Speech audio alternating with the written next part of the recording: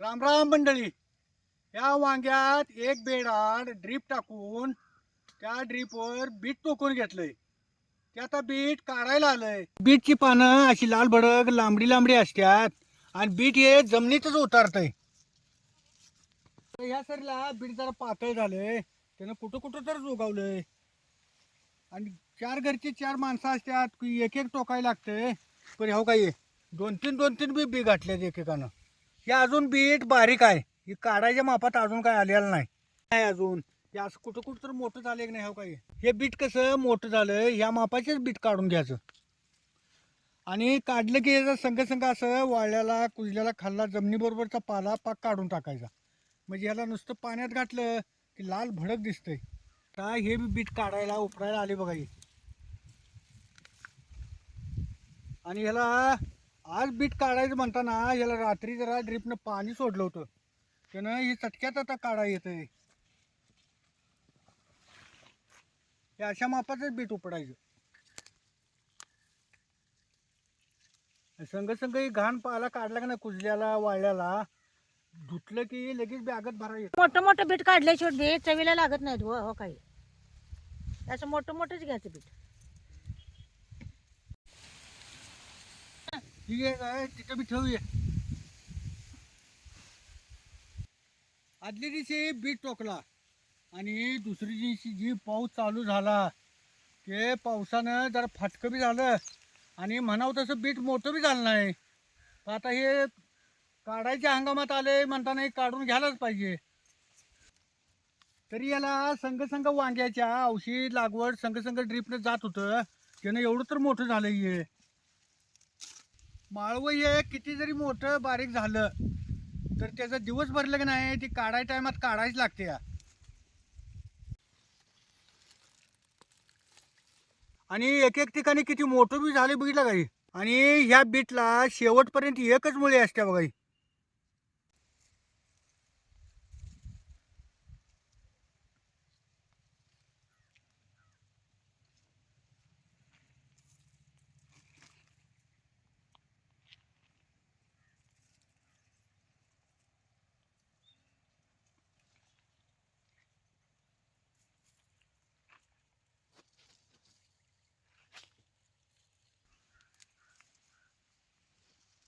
ह्या पाईपापासून ह्यो वरचा आवडच आज मी उपडून घेणार आहे आणि राहिलेलं उद्याच्याला इथनं एक खालचा आवड उद्या उपडणार आहे.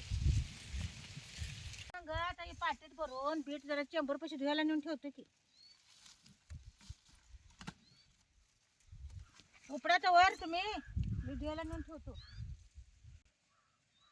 आता ती सरी लागली आहे, आता ह्या सरीला काय आहे का बघून मोठं मोठं उपाडतो की.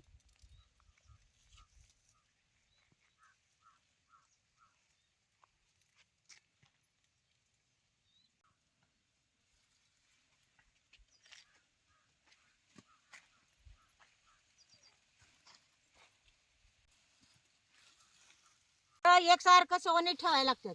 असं वाकडं तिकडं बी ठेवून चालत नाही हो.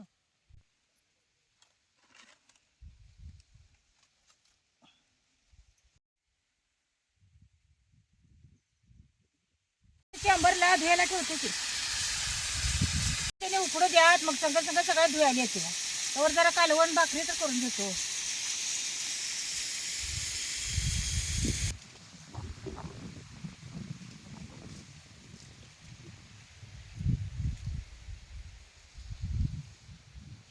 आता हे खवल्या मासा आणलाय, आता त्याचं कालवण करणार आहे. त्यासाठी जरा तव्यात चवडा भाजून घेतो. हा जरा लांबडा लांबडा कांदा चिरून घ्यायचा. आता 2 कांदा बी लांबडे लांबडे चिरून घेतले. आता हे खोबरं बी असं लांबडे लांबडे चिरून घ्यायचं वल्ल.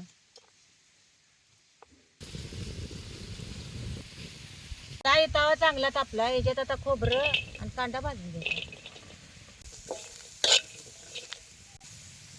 आता ह्याच्यावर जरा तेल सोडून घेतो म्हणजे लवकर भाजेल.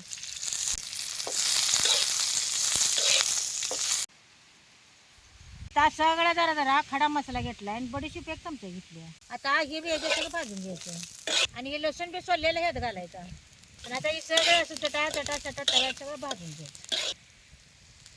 सगळं तव्यात भाजून घेतला तर कालवणाला चांगला खमंगपणा येईल. आता हे सगळं कसं चांगलं भाजलंय बघा. आता हे काढून घेतो की. सगळं आता जरा गार व्हायला ठेवायचं.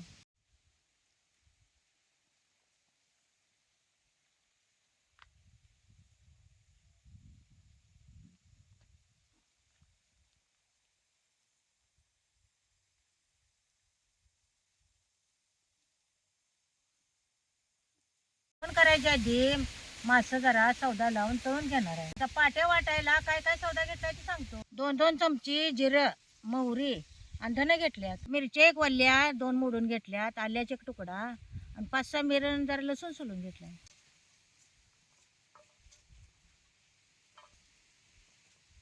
काही वाळलं जरा आधी वाटून घेते.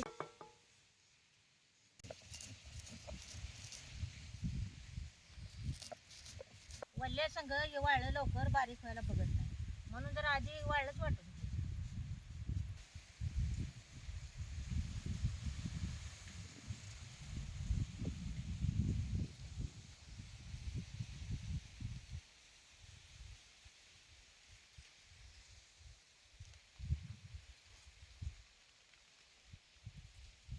हे सगळं सौदा असा बारीक वाटून घ्यायचा.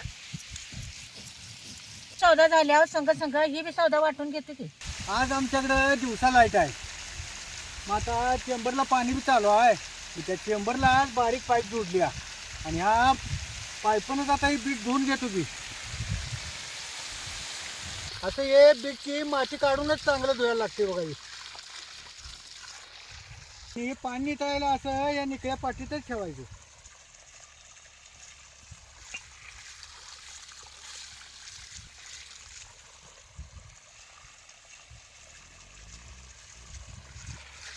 अशी सगळी राड काढल्याशिवाय की मार्केटला द्यायला येत नाही, नाहीतर मग दर कमी लागतोय.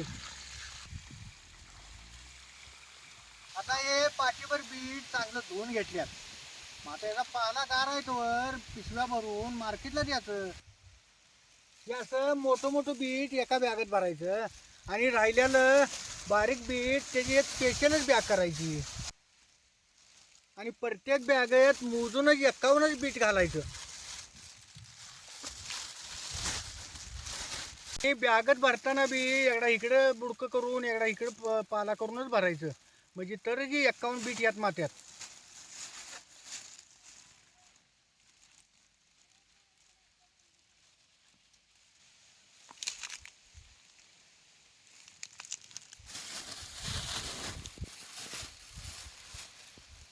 त्यातलं बारीक बीट आहे हे पेशलच ठेवायचं आणि पुन्हा याची बॅग भरायची.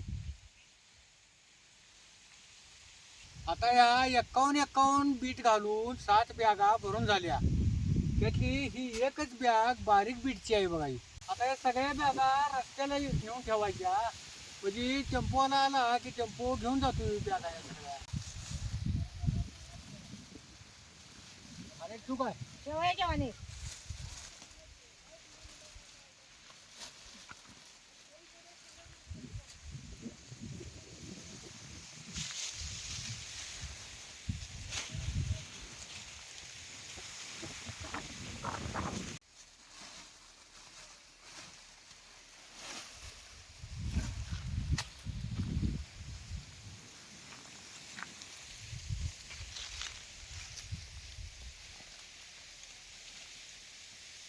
चांगलं धुवून घ्यायचं. जर चमचा हळद घालायची, त्याच्यात जरा मीठ टाकतो. आता तेल जरा सोडायचं, सगळ्याच एक जीव करून घ्यायचा. आता हे सगळं सौदा या माशाशी लावून घ्यायचा.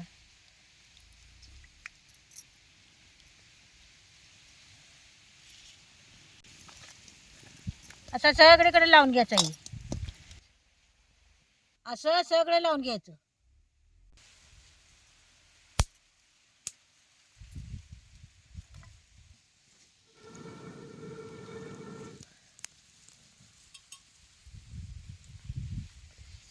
आता असं तव्यात पसरून तेल ओतून घ्यायचं. आता एक एक मासा ह्याच्यात आता तशी सोडायचा.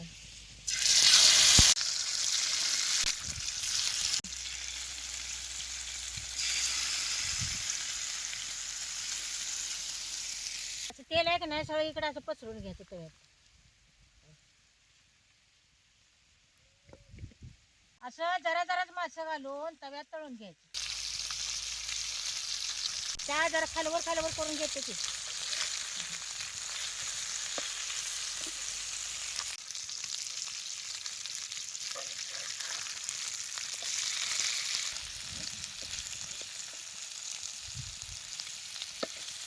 लय उशीर भाजायचं नाही, जरा तेलात खालवर केलं का नाही की लगेच काढून घ्यायचं.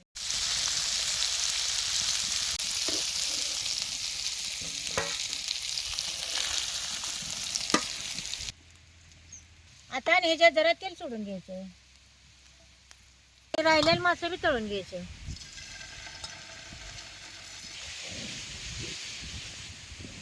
तेलात मासा टाकल्यावर लगेच खालवर करायचं नाही, जरा भाजून द्यायचा. लगेच खालवर केला की मग खाली जर चिकटाय बघते.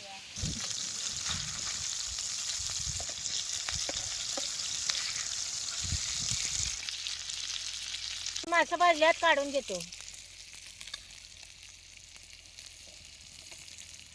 आता ही मासं रश्यात शिजवणार आहे, त्यानं अर्ध कच्चं जरा भाजून घ्यायचं. कालवण करायला चुलीवर कढई ठेवल्या. त्या कढई गरम झाल्या, आता हे तेल वतायचं. आता ह्याच्यात एक पळीभर चटणी टाकायची. त्याला चांगली भाजून घ्यायची. चटणी त्याला चांगली भाजल्या. आता ही पाट्या वाटलेला सौदा त्यात घालायचा.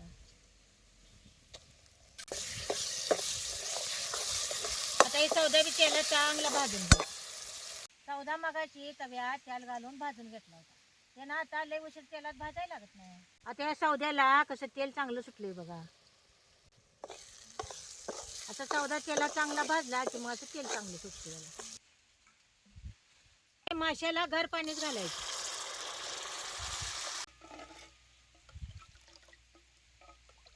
आता याच्यावर जरा कसुरी मेथी घालून घेतो. माशाचं कालवण करताना गारच पाणी घालायचं. गरम पाणी घातला का नाही मग त्याला लगेच उकळी येत्या, तर माशाचा अर्क मग रशात उतरत नाही. आता याला खळखळून उकळी आल्या शुद्धी ही मासे सोडायची. अशी रश्याला चांगली खळखळून उकळून द्यायची आणि मग त्याच्यात मासे सोडायचे. ते मासे आता याच्यात सोडायचं.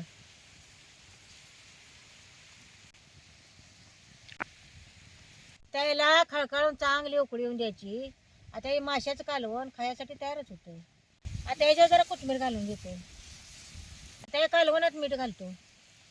आता हे कालवण कसं घटमूट झाले बघा, काही पातळ झालं नाही, काय नाही काही.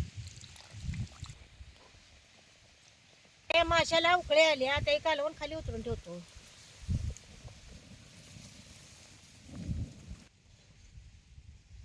आता बीट काढून एक आवड झाला.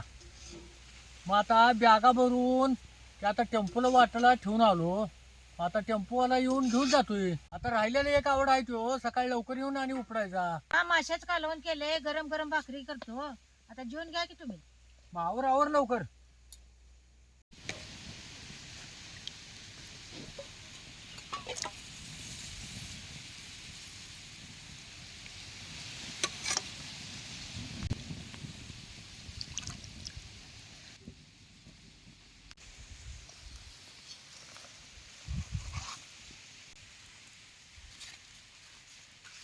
ठीक आहे भाकरी.